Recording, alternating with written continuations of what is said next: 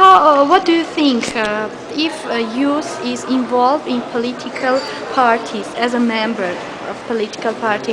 Does that fact being an obstacle to youth to be involved in democratic processes or not? No, I don't think so. For a reason that in our democracies, parties are the base of the formal representative democracy. So it's very important to have youth also in the party. For example, in Portugal, the country in which I work, the young people committed in the young groups of the party politics, in this moment they are demonstrating the most innovative, and so in this moment many of the participatory process we have in Portugal are due to the presence of young militants in the parties. So they are the most progressive part of their own parties. What I think is very important is to train parties, because in the last year training in the parties has been very low, and a lot of party members come up very ignorant in relation to the function they have to do in the institution. So I think it's very important to train and to make young people experience really democracy, involving them behind their being part of the party.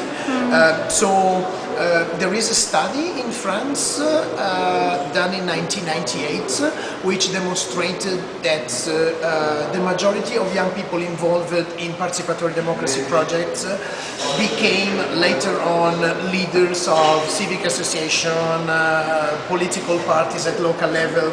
So I think that's involving young people in participatory democracy since young age. It's very important to make out of them better politicians. Now in Sweden, for example, I work with participatory budgeting for the Association of Municipality, and their main goal is exactly to involve young people in politics. Because what happens in a country which has a perfect functioning institution is that young people have everything for granted. They don't have to fight for anything because they receive everything from the institutions.